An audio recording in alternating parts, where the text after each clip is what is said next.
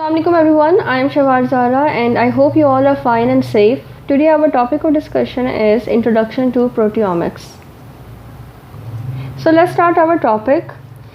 The term proteomics, it was first coined in 1995, and this proteomics, it is basically the large scale study of proteomes. So what are proteome? Or what is proteome? A proteome, it basically a set of proteins that are produced in an organism, system or biological context. And this proteome, it is not constant, it differs from cell to cell and it changes over time.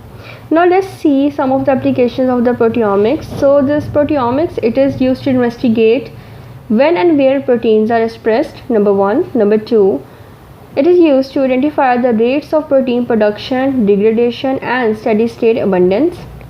Number three, it is also used to investigate how proteins are modified, for example, the post-transcription modification, that are your PTMs, and such as phosphorylation. So how these modifications basically takes place. And lastly, it is also used to identify the movement of proteins between subcellular compartments. Moreover, it is also used to investigate the involvement of proteins in metabolic pathways and how proteins interact with one another. And this proteomics, it can provide significant biological information for many biological problems, such as which proteins interact. For example, if we take the example like which protein interact with particular protein of interest, for example the tumor suppressor protein P35. It is this example which I have given, it is basically a human example. Then it can also answer that which proteins are localized to subcellular compartments, for example the mitochondrion. And it is also like you can say that it is also used to identify, or you can say the answer this question, that which proteins are involved in biological processes, for example circadian rhythms. So this is how this proteomics, it provides significant biological information. And several high throughput technologies, they have been developed to investigate proteomes in depth, and the most commonly applied are mass spectrometry, that is MS based techniques such as tandem MS, and gel based techniques such as differential in gel electrophoresis DIGE. And these high throughput technologies, they generate huge amount of data. It is the basic advantage of these technologies. And databases, they are critical for recording, and they carefully store this data, allowing the researchers to make connections between the results and the existing knowledge. So by comparing the already existing knowledge and the results that are obtained, the researchers can easily make the connections. Proteomics can also be defined as a large-scale characterization of entire protein complement of a cell line, tissue or organism. And today, two definitions of proteomics there exist, and the first one is quite classical definition that only restricts to the large-scale analysis of gene products to the studies involving only proteins.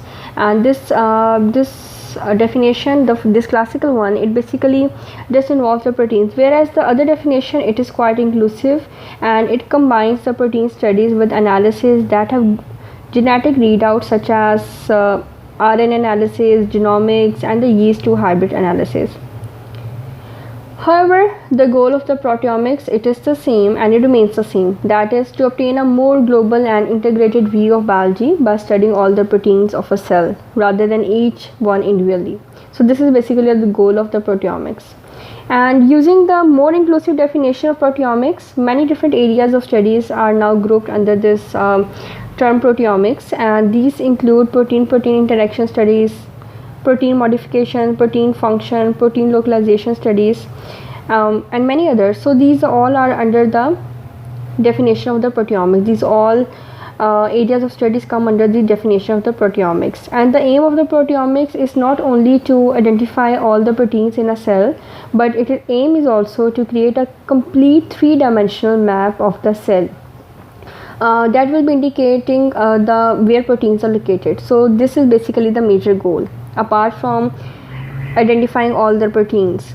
And so in order to construct this three-dimensional structure alone, this proteomics cannot function. So to achieve this goal, it will require the involvement of large number of different disciplines, and these different disciplines, they will be molecular biology, number one, biochemistry and bioinformatics. So these are the disciplines that are combined with the proteomics, and resultantly you will get the three-dimensional map of the cell that will be indicating where the proteins are located within the cell.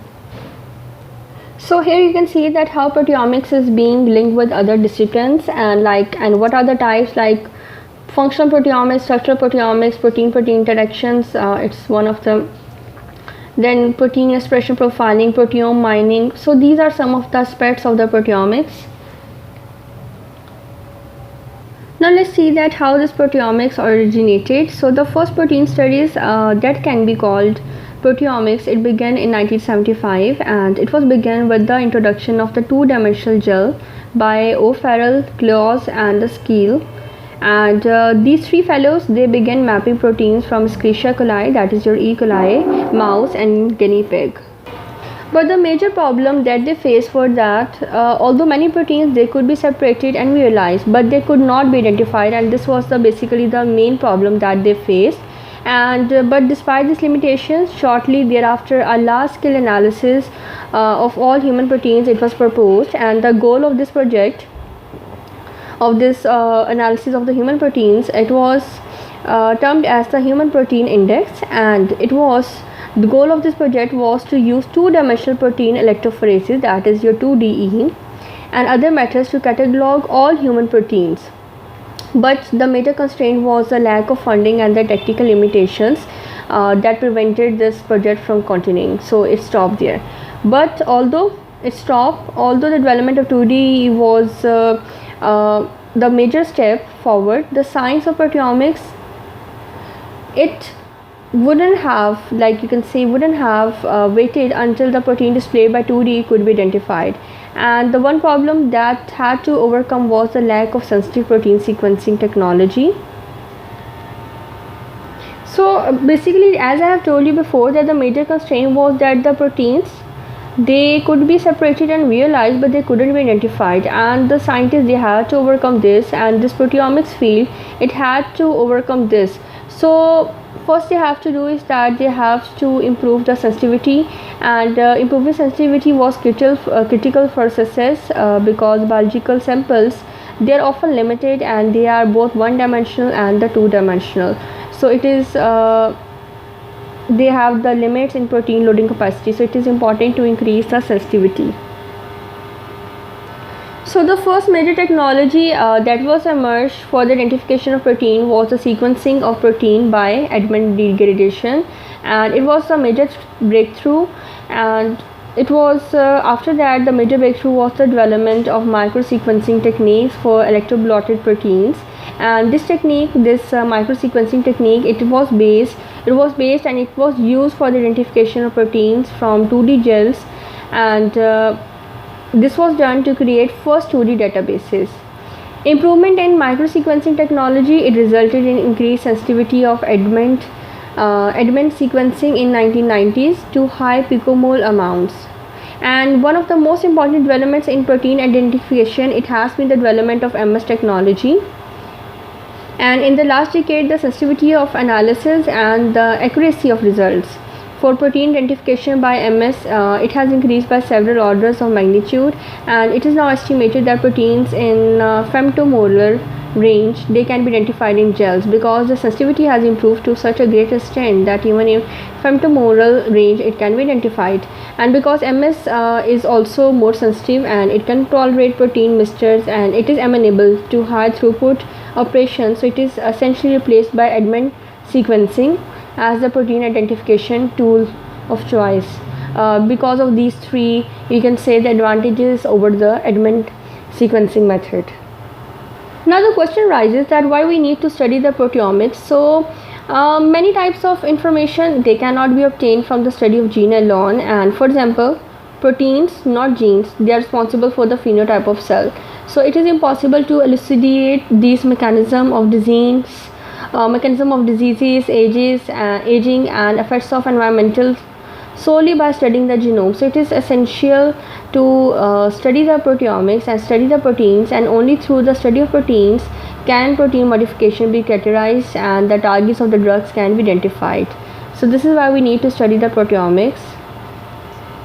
Now let's discuss some of the applications of this proteomics. So the first is annotation of the gene, and one of the first applications of proteomics, it will be to identify the total number of genes in a given genome. And this functional annotation of genome, it is necessary because it is still difficult to predict genes accurately from genomic data. And one problem that is being faced is that the exon intron structure of the most genes, they cannot be accurately predicted by bioinformatics. So to achieve this goal, genomic information will have to be integrated with data that is obtained from protein studies in order to confirm the existence of a particular gene. So this is one of the application of this proteomics. The second application is the protein expression studies, and in recent years the analysis of messenger RNA expression by various methods, it has become increasingly popular. And these methods, they include serial analysis of gene expression, that is your SAGE, SAGE, and DNA microarray technology, which we have discussed in our last lecture. However, the analysis of messenger RNA, it is not direct reflection of the protein content in the cell. Consequently, many studies have now shown a poor correlation between messenger RNA and the protein expression levels, and the formation of the messenger RNA is only the first step in the long sequence of events that results in the synthesis of the protein. You know it very well.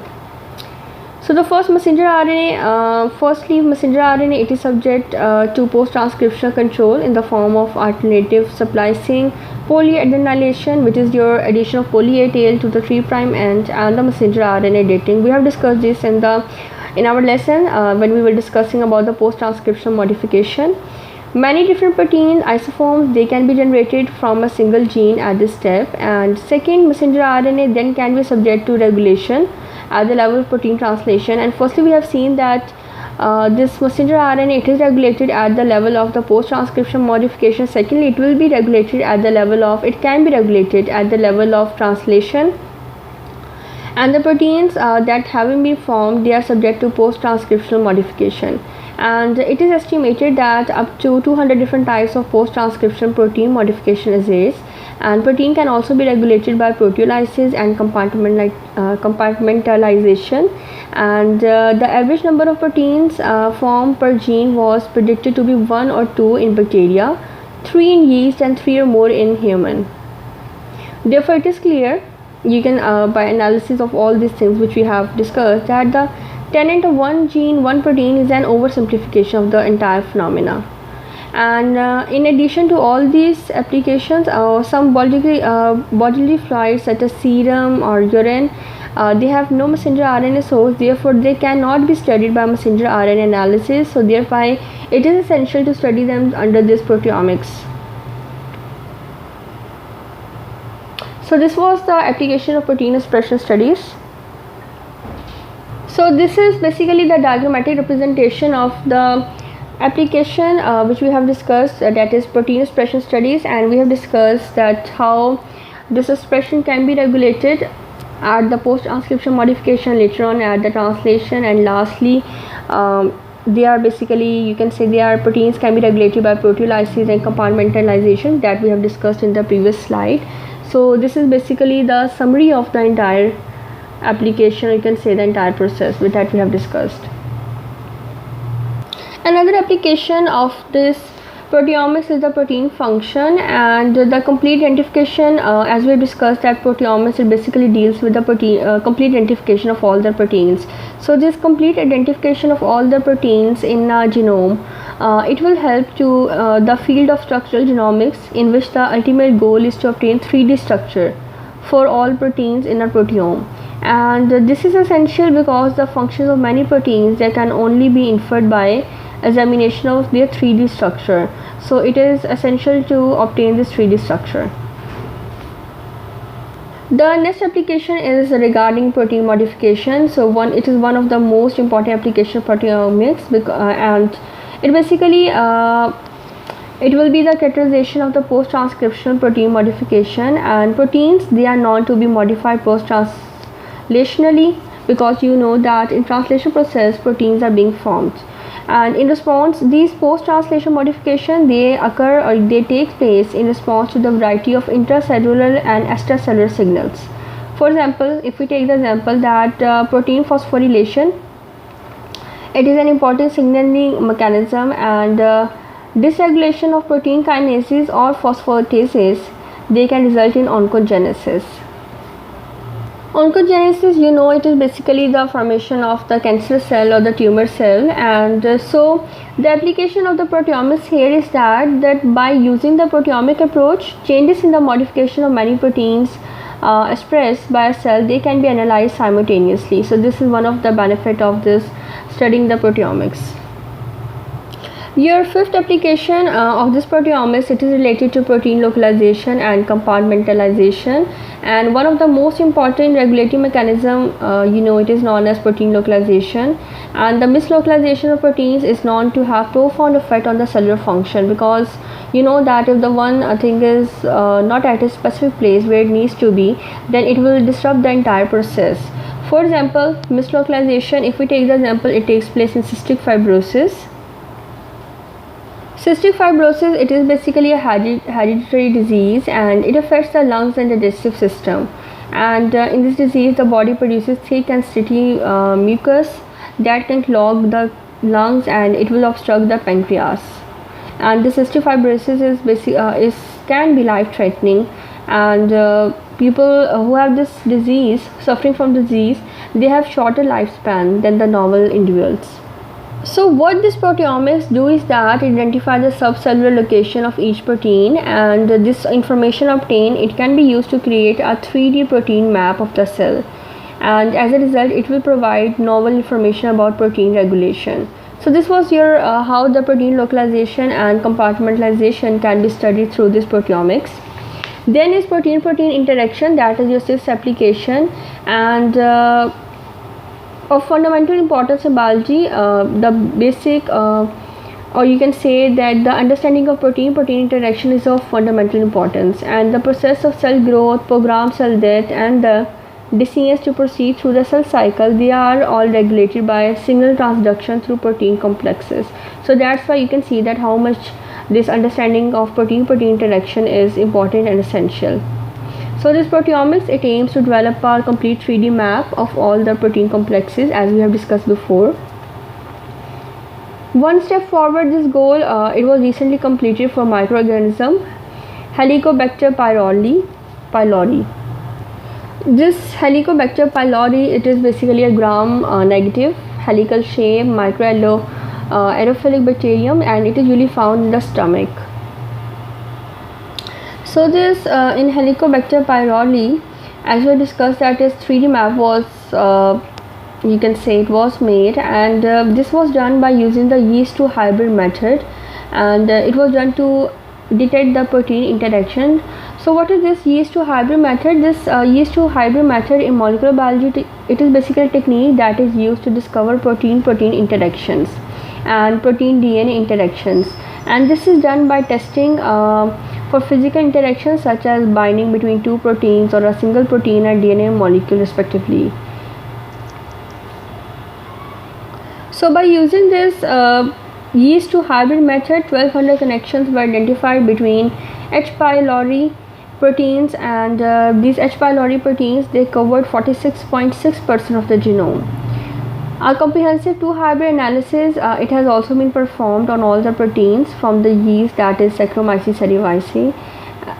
So this were some of the applications where the proteomics has played its role, and it has taken the research to a next level, and it has helped the biologists to understand all the underlying phenomena that were previously impossible to do though.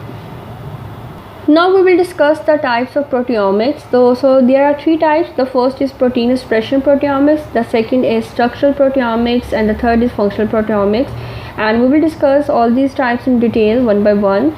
So the first one, starting with the protein expression proteomics, the quantitative study of protein expression between the samples that differ by some variable, it is known as expression proteomics. So this is basically a definition of the expression proteomics. The study, the quantitative study, basically not qualitative, it is quantitative study of the protein expression, and this quantitative study takes place between samples that differ by some variable, and variable can be any. So what happens in this approach is that the protein expression of the entire proteome we have discussed, that what is in the starting slide that we have discussed, about the proteome. And proteome, you know, it is basically the set of the protein that are produced in an individual. So what happened in this process is that the entire protein expression of the entire proteome or of subproteome between sample, it can be compared, and information from this approach, it can identify novel proteins in single transduction or identify disease specific proteins. So this is how this protein expression proteomics is beneficial. The second one is structural proteomics, and the proteomics studies whose goal is to map out the structure of the protein complexes or the proteins present in the specific cellular organelle are known as cell map or the structural proteomics. And this is the definition where you have to construct that 3D structure that we have discussing so far. Structural proteomics, it basically attempts to identify all the proteins within the protein complex or the organelle, and it determines where they are located, the proteins are located, and it categorizes all protein-protein interactions. So these are basically the three main, you can say the three main the uses, or you can say the three main functions of the structural proteomics. And if we take the example of structural proteomics, so you can take the example, we want to take the example, so you can take the example of the recent analysis of the nuclear pore complex. So what is this nuclear pore complex? It is basically these nuclear pore complexes, they are the gateways that connect the nucleoplasm and the cytoplasm, and these structures, they are composed of over 30 different proteins, and they have 60 to 125 MDA of mass depending on types of species. And these nuclear pore complexes, they are bilateral pathways that selectively control the passage of macromolecules into and out of the nucleus. So this is basically the nuclear pore complex. So basically here in this nuclear pore complex, the structural analysis has been done, and the isolation of the specific subcellular organelles or protein complexes by purification, they can greatly simplify the proteomic analysis. So the information obtained by this analysis, it will help piece together the overall architecture of the cells, and it will explain that how expression of certain proteins gives a cell its unique characteristics. So that's why this structural proteomics, it is essential and it is beneficial. The third one is the functional proteomics, and this functional proteomics, it is basically it is a broad term for many specific directed proteomic approaches.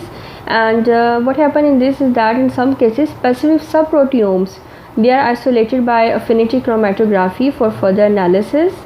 Affinity chromatography we have to discuss in the previous lectures, and this could include the isolation of protein complexes or the use of protein ligands to isolate specific type of proteins.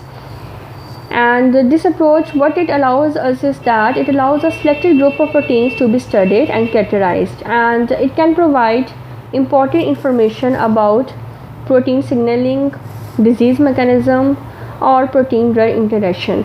So this is, you can see that how the three different types of proteomics, they help us in identify the protein expression between samples. The first one, that were your protein expression proteomics. The structural proteomics, its goal is to map out the structure of the protein complexes or the proteins that are present in the specific cellular organelle. And the functional proteomics, it is basically it allows us to, you can say, allow us to isolate the specific subproteome, and this is essential, and this can provide important information about protein signaling, disease mechanisms. So these are the three types.